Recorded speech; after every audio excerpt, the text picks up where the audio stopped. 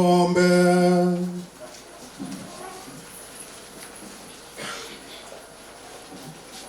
Bwana, tunakuomba uwe karibu na familia yako, hasa wanafamilia wa kigango hiki cha Mtakatifu Yohane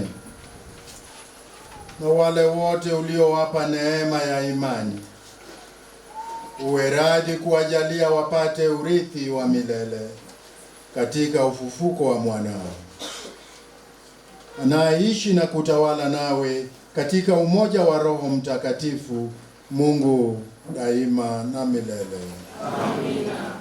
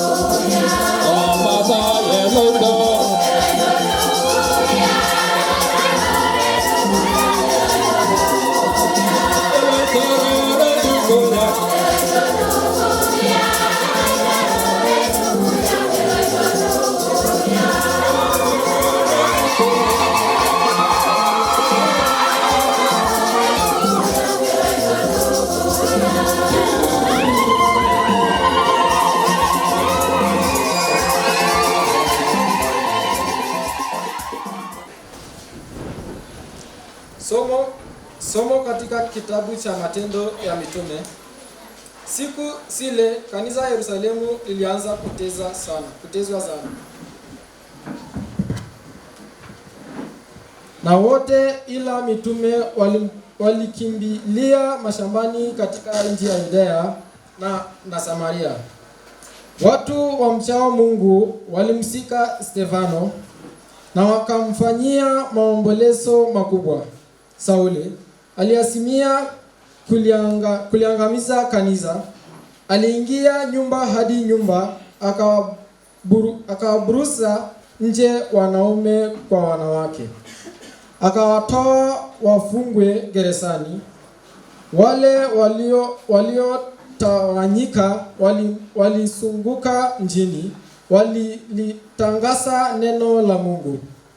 Hivyo Filipo aliingia katika mji wa Samaria, akawahubiria Kristo. Watu wengi wa huko waliopokea maneno ya Filipo, kwa maana pepo wachafu walitoka kwa kelele nyingi katika wengi waliopagawa. Pia vilemavu, viwete wengi waliponywa. Kukawa na furaha kubwa katika mji ule. Neno la Bwana. Saburi ya kuitikisana. Mshangilieni Mungu kwa furaha, enyi nchi yote. Mshangilieni Mungu kwa furaha, enyi nchi yote.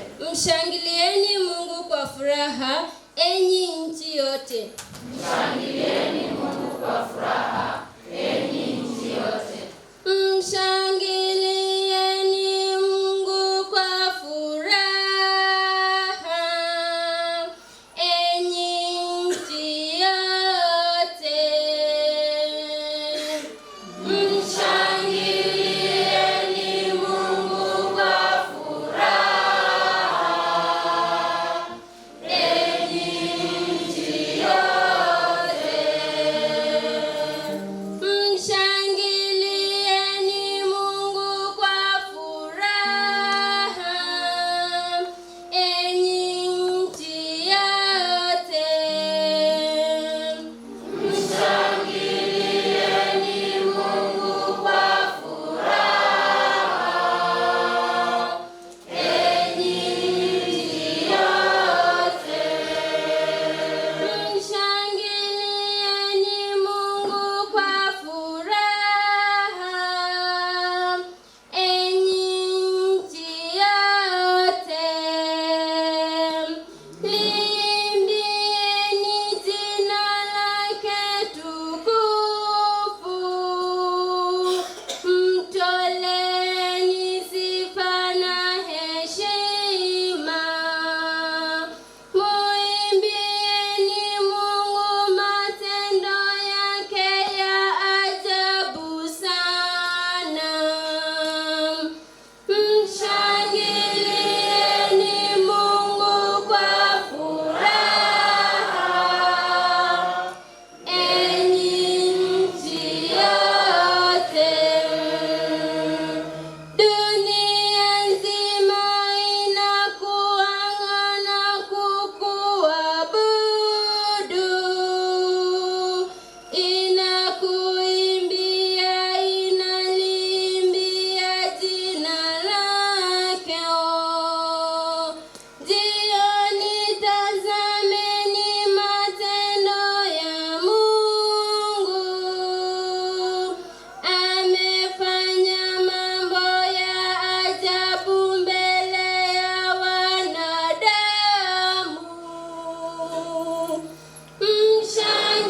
Mshangilieni Mungu kwa furaha, enyi nchi yote.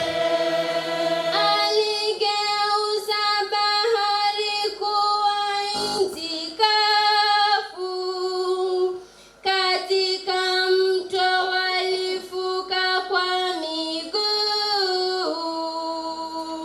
Hapo ndipo tulipomfurahia, anatawala kwa enzi yake hata milele. Mshangilieni Mungu kwa furaha, enyi nchi yote. Bwana awe nanyi.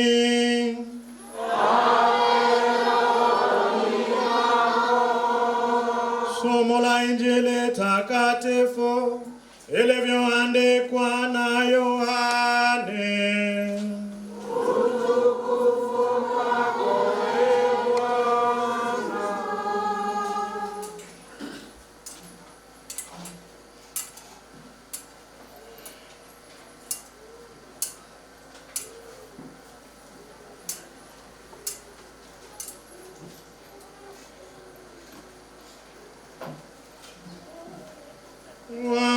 Wakati ule Yesu aliwaambia watu, mimi ndimi mkate wa uzima, ajaye kwangu hataona njaa tena, anayeniamini hataona tena kiu. Lakini nimekwisha kuambia, uniona mnaniona, lakini kusadiki amsadiki. Wote anipao Baba watakuja kwangu, tena mtu anayekuja kwangu sitamfukuza, kwa maana sikushuka kutoka mbinguni ili nifanye nipendavyo mwenyewe, bali nifanye atakayo yeye aliyenituma. Naye aliyenituma ametaka kile alichonipa nisikipoteze, bali nikifufue siku ya mwisho. Lakini haya ndiyo mapenzi ya Baba yangu, kila amonaye Mwana na kumsadiki awe na uzima wa milele, nami nitamfufua siku ya mwisho. Injili ya Bwana. Sifa kwako Yesu.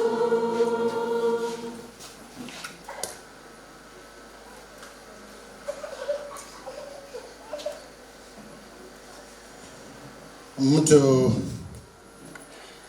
anayekuja kwangu sitamfukuza, asema Bwana. Upendo wa Mungu, tumsifuni Yesu Kristo. Maujaji wa matumaini pamoja katika sala. Mungu ni mwema kila wakati. Mungu ni mwema hata jana. Mungu ni mwema na leo. Je, Mungu ni mwema na kesho? Mungu ni mwema mwaka ujao. Mungu ni mwema kila wakati. Nitazuba boki.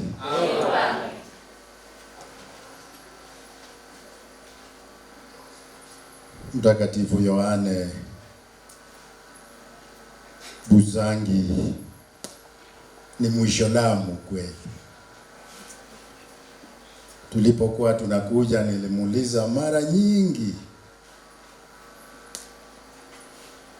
yule tuliyekuwa naye, tutafika kweli? Tutafika kweli? Pengine ni hiyo kona. Naona pia bado tunaendelea. Ni Mwisholamu, ni mbali, sivyo? Lakini kwa Mungu, mbele zake Mungu Mwenyezi hakuna mwisho, hakuna mwisho na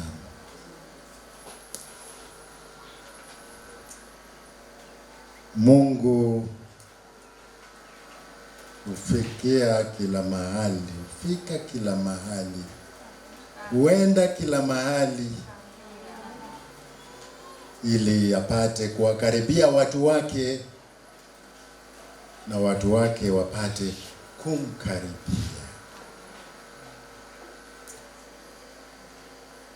Ndio maana katika somo letu la kwanza tumesikia jinsi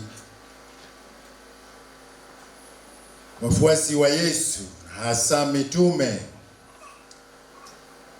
baada ya mateso mbalimbali, hata kuuawa kwake shahidi wa kwanza Stefano, wakatoka Yerusalemu kuenda mahali pengine. Licha ya mateso, licha ya changamoto, hawakukata tamaa. Wakaenda hapa na pale, kuhubiri neno la Mungu, kuendeleza utume wa Bwana wetu Yesu Kristo bila kuogopa. Wakaenda kila mahali.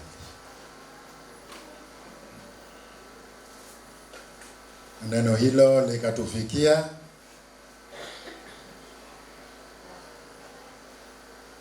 mahali tulipo, ya kwamba Mungu alimtuma mwanaye wa pekee ili anayemwamini apate kuokoka, apate maisha ya milele. Sio maisha tu ya dunia hii, bali maisha yaliyodumu, maisha ya milele. Kufungwa kwake kanisa hili ni ishara ya kwamba kazi iliyoanzishwa na Bwana wetu Yesu Kristo, kazi iliyoendelezwa na mitume na wafuasi wale wa Yesu Kristo, unaendelea kati yetu.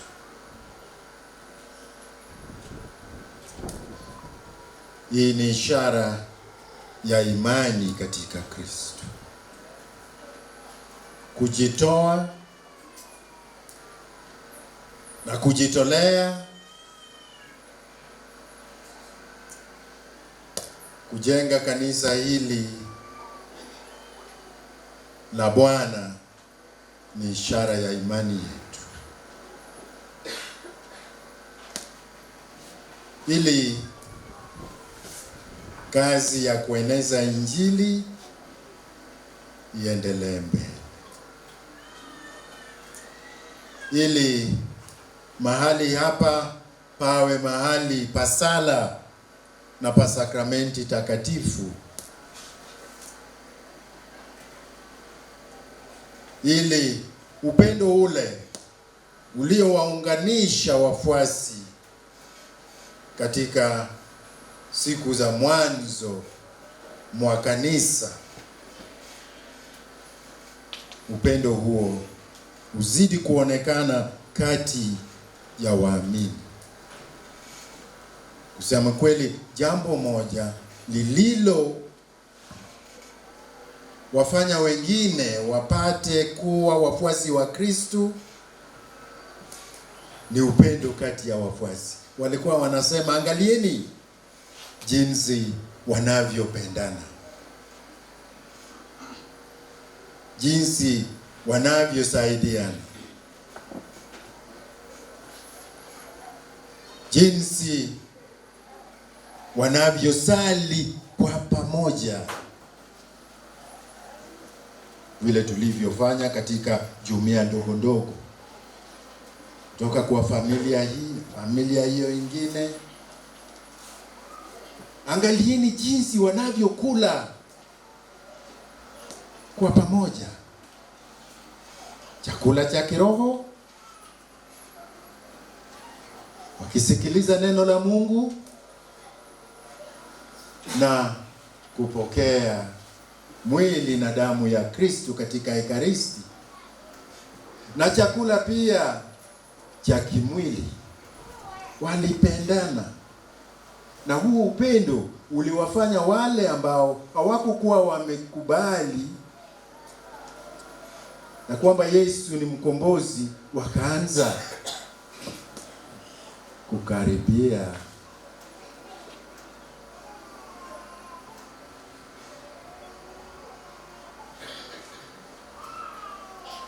umati huo wa waamini. Upendo basi,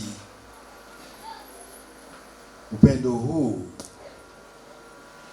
upate kuonekana kati yetu. Umoja huo wa kufanya kazi kwa pamoja, ukiwa na mapadre na makatekista na viongozi mbalimbali, na Wakristo kufanya kazi kwa pamoja ni mfano mwema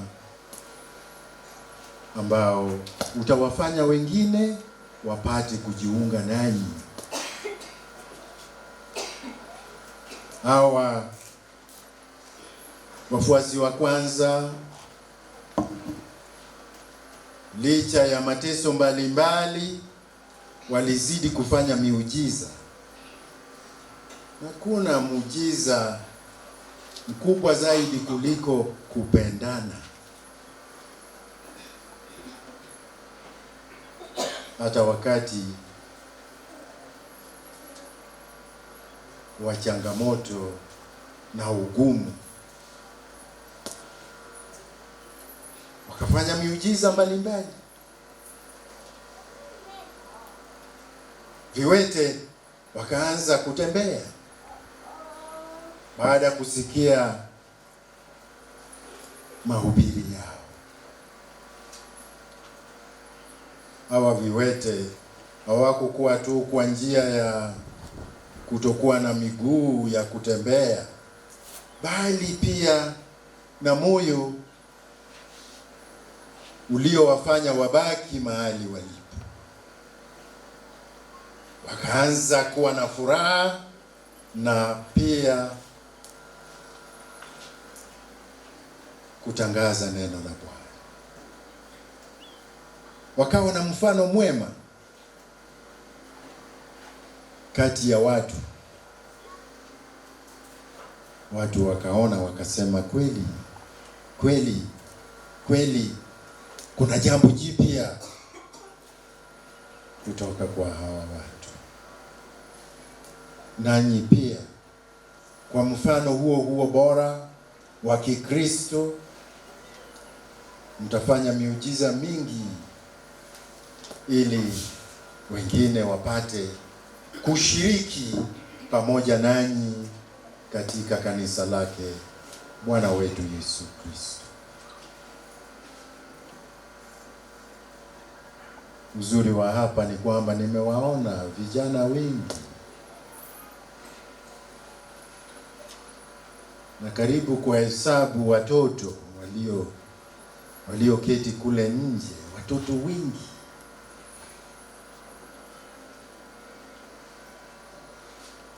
Ni matumaini kubwa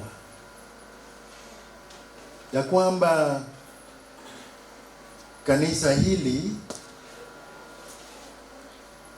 ni kanisa linalokuwa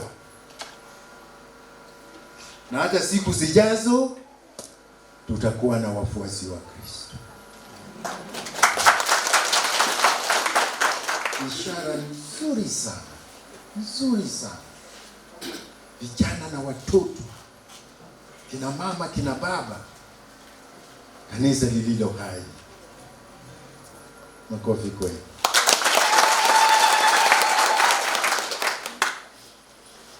Na tena linaitwa Mtakatifu Yohana Evangelista, sivyo? Ni kama mimi basi.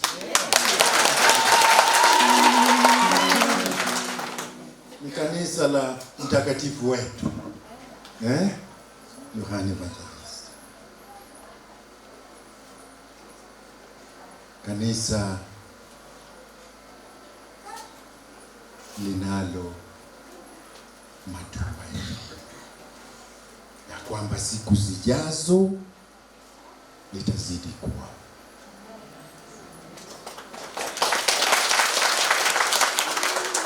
Basi kazi ya ukombozi huendelezwa siku kwa siku. Wale ambao hawajapata mafundisho ya ubatizo, kwa neema na huruma ya Mungu wapate mafundisho ili mwishowe wabatizwe. Wale pengine waliobatizwa wakiwa wachanga na hawajajiongea katika meza hii wapate komunio, mafundisho yale yale walimu wetu wa dini yaendelee, wapate kumkaribia Kristo katika meza yake ya Ekaristi.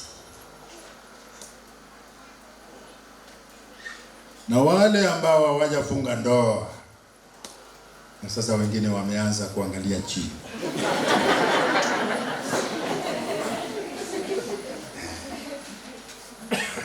hawajafunga ndoa, chukue nafasi hii, hasa mwaka huu tunaosherekea kama jimbo miaka 50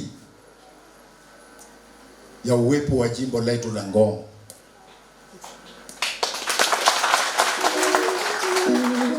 Ni nafasi nzuri sana kutengeneza kati yetu na Mungu, amani kati yetu na Mungu na wenzetu. Chukueni nafasi hii. Ni mwaka wa neema katika jimbo letu, katika historia ya jimbo letu la Ngong. Tengenezeni njia, tengenezeni mioyo yenu, kwa maana kuna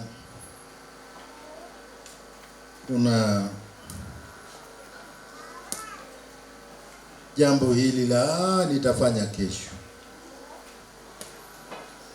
nitaifanya mwaka ujao, nitaufanya mwaka ule. Unajuaje mpangilio wa Mungu? Chukueni nafasi hii ya kumkaribia Mungu, ya kutengeneza njia zetu za kutupeleka kwake.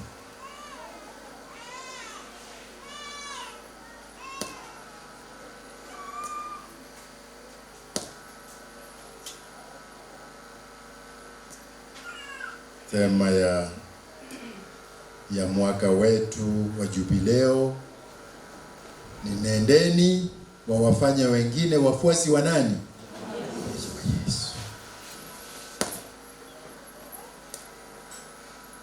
Ngine kuna wengine kati yetu ambao wamelea kidogo, tuwatafute wapate kurudi katika kanisa, katika sakramenti. Pengine hawasali tena, waombi tena, pengine hawaji kwa misa takatifu.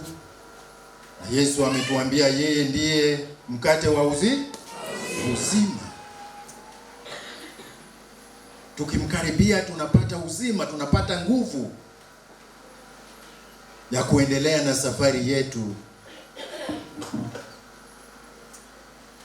ya dunia hii ya kutupeleka kwake. Hakuna chakula chochote, hakuna kitu chochote hapa duniani ambacho kitatupa maisha ya milele. Yesu jana alituelezea jambo lile lile, na kanisa linazidi kutukumbusha maneno haya ya Bwana wetu, mimi ndiye mkate wa uzima. Na hata leo ameongeza maneno yenye maana sana. Mtu anayekuja kwangu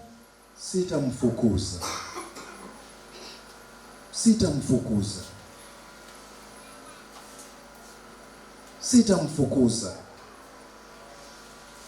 Nitamfanya awe mmoja wa kundi langu. Asubuhi hii ya leo, asubuhi sana, hata kabla ya saa moja, huyu Simon, moderator wa parokia, mnamfahamu? Mnamfahamu?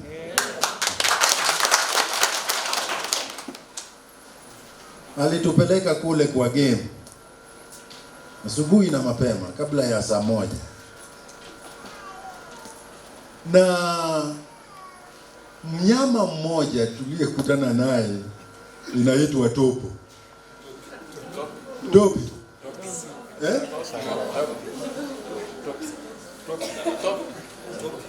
Topi. Bado ninajifunza. Topi. Mmoja tu amesimama tu kule kule katika baridi hiyo na peke yake.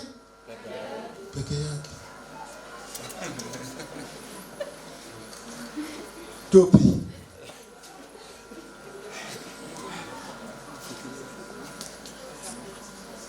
Mimi nikasema moyoni mwangu, sasa huyu amefukuzwa.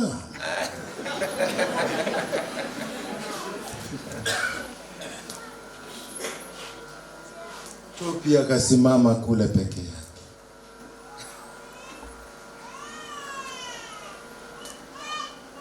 Tukaendelea, tukaona tembo na nini. Tena kundi moja la topi. Familia ya topi. Na yule alibaki peke yake.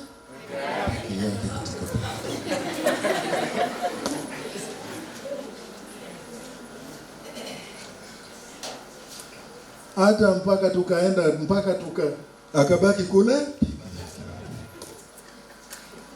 Wakristo wapendwa, tusiwe kama yule topi.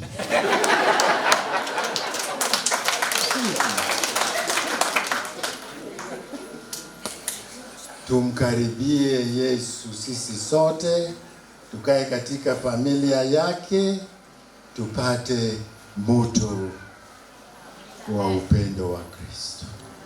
Tumsifuni Yesu Kristo.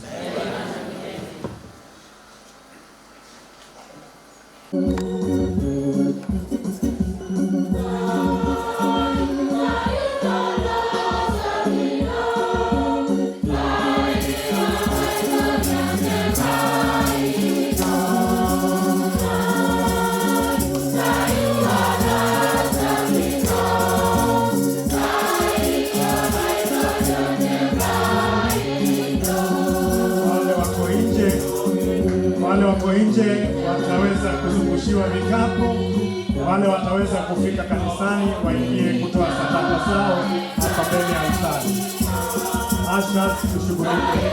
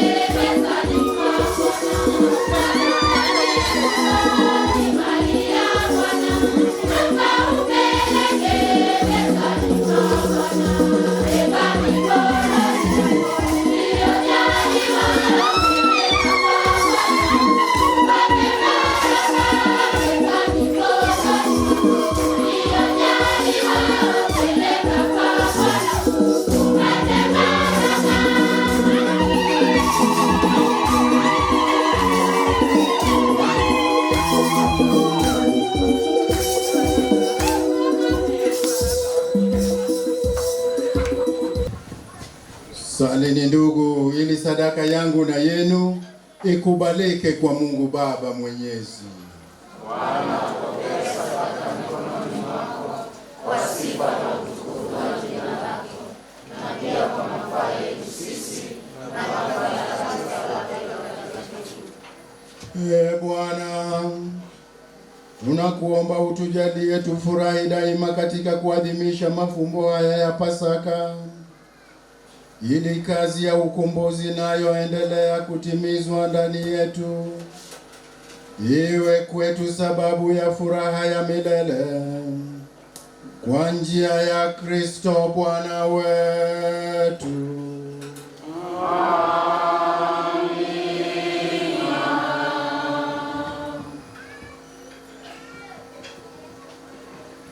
Bwana awe nanyi.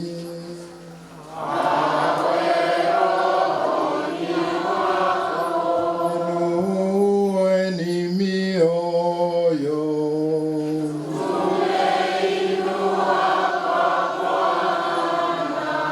Tumshukuru Bwana Mungu wetu.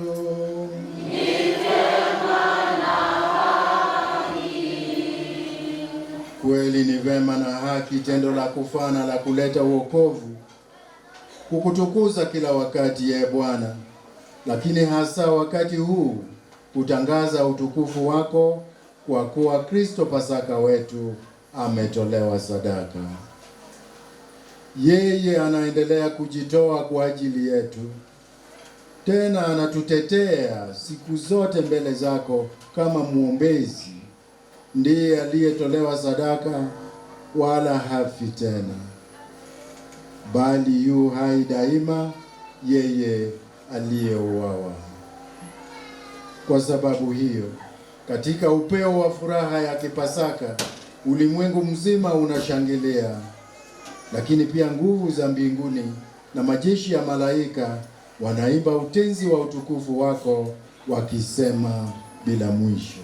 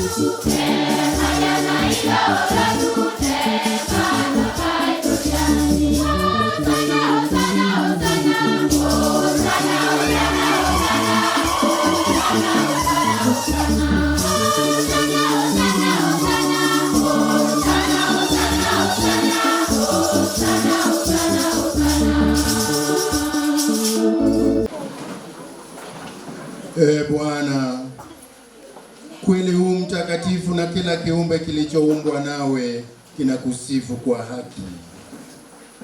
Maana kwa njia mwanao Bwana wetu Yesu Kristo, na kwa uwezo tendaji wa Roho Mtakatifu, unavitia uzima vitu vyote na kuvitakatifuza, wala huachi kukusanya watu kwako, ili toka mawio ya jua hata machweo yake dhabihu safi itolewe kwa jina lako.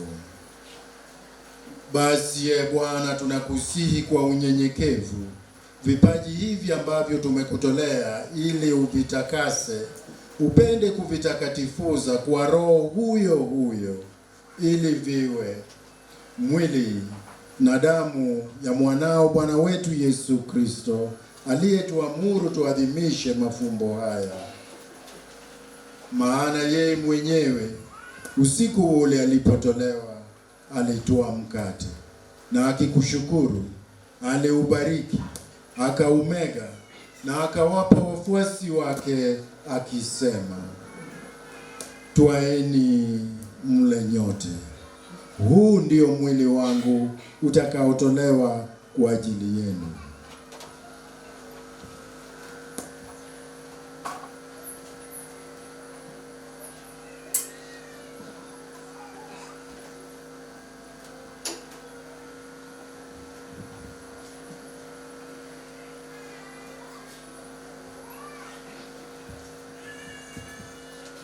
Vivyo hivyo baada ya kula, akitwaa kikombe na kukushukuru, alikibariki na akawapa wafuasi wake akisema, twaeni mnywe nyote. Hiki ndicho kikombe cha damu yangu, damu ya agano jipya na la milele, itakayomwagika kwa ajili yenu na kwa ajili ya wengi kwa maondoleo ya dhambi. Fanyeni hivi kwa ukumbusho wangu.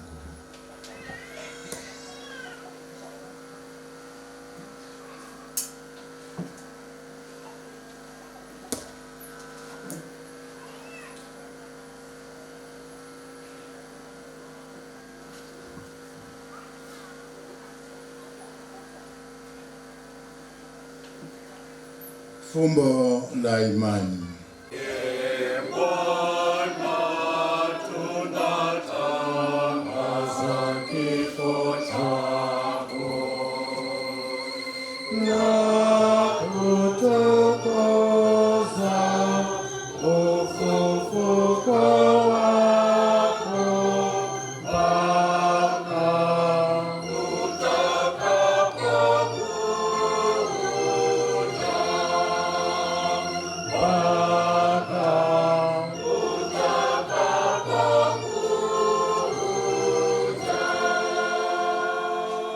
Kwa hiyo Bwana, tunapoadhimisha ukumbusho wa mateso ya mwanao yaletayo wokovu, pamoja na ufufuko wake wa ajabu na kupaa kwake mbinguni, na tunapoutazamia ujio wake wa pili, tunakutolea kwa shukrani sadaka hii iliyo hai na takatifu. Tunakuomba uyaangalie matoleo ya kanisa lako, na kwa kumtambua yeye aliye kafara, ambaye ulitaka kutulizwa kwa sadaka ya kifo chake, utujalie sisi tunaotiwa nguvu kwa mwili na damu ya mwanao na kujazwa Roho wake Mtakatifu, tupate kuwa mwili mmoja na roho moja katika Kristo.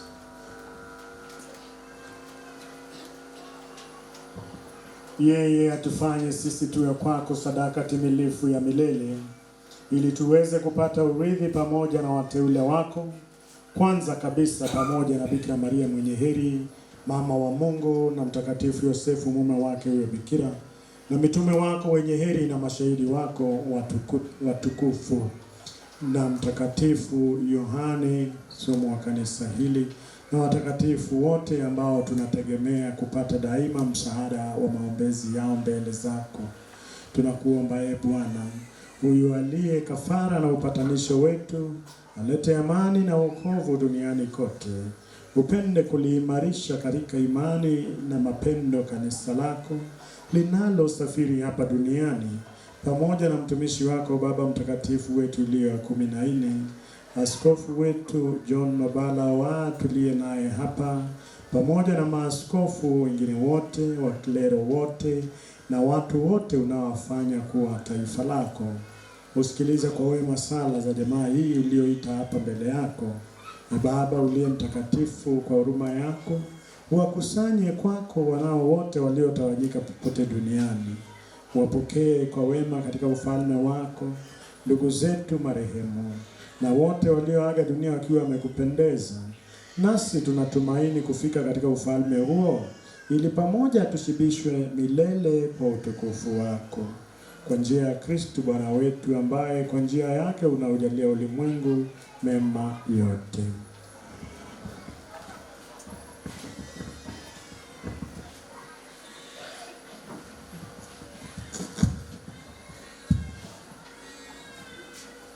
Kwa njia yake na pamoja naye na ndani yake, wewe Mungu Baba Mwenyezi, katika umoja wa Roho Mtakatifu, unapata heshima yote na utukufu milele na milele.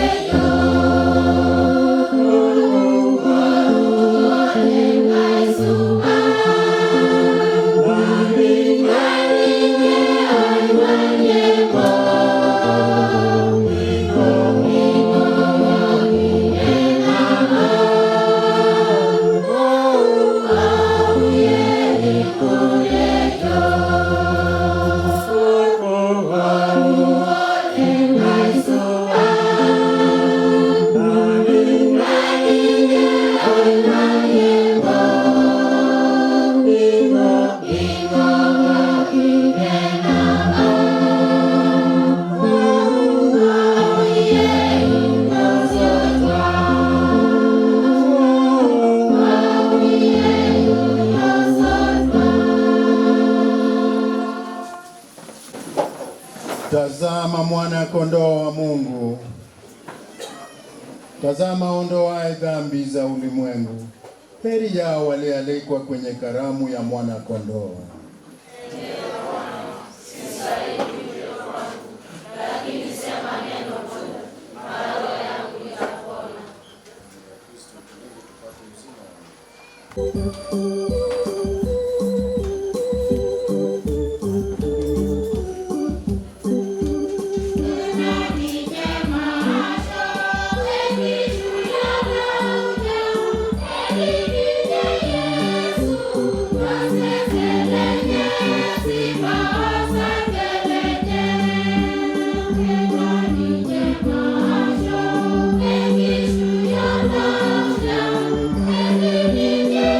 Yesu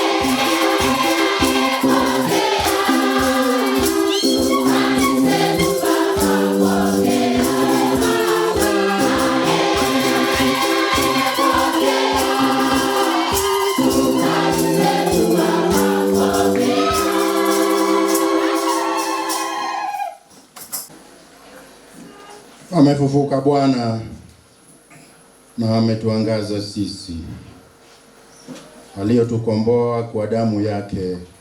Haleluya. Tuombe.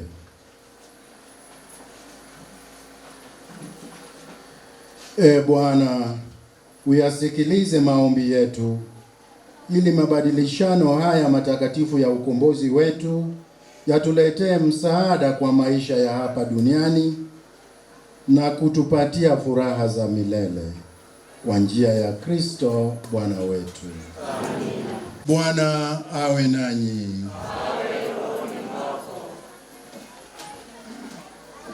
Mungu aliyependa kuwajalia mema ya ukombozi na kuwafanya wana kwa ufufuko wa mwanaye pekee, awajalie mfurahie kwa pamoja baraka yake. Naye aliyewajalia zawadi ya uhuru wa kudumu, awafanye washiriki wa urithi wa uzima wa milele kwa kazi yake ya ukombozi. Nanyi mliofufuka katika ubatizo kwa njia ya imani, mstahili kuunganishwa naye katika makao ya mbinguni kwa kuishi kiadilifu hapa duniani. Amina. Na baraka yake Mungu Mwenyezi, Baba na Mwana na Roho Mtakatifu iwashukie na kukaa nanyi daima.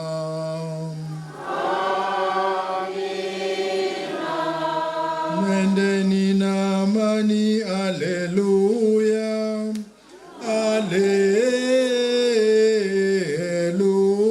Haleluya. Tumshukuru Mungu. Haleluya. Haleluya.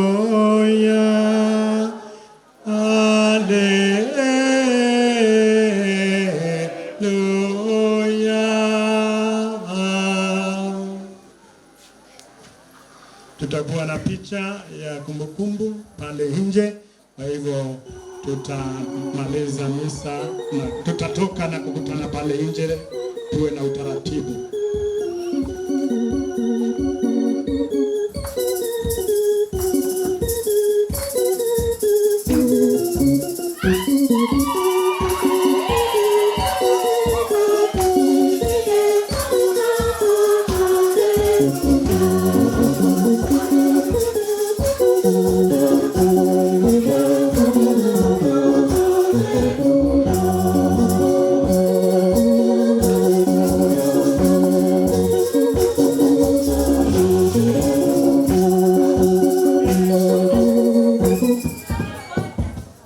Tafadhali tuwapongeze wanakwaya.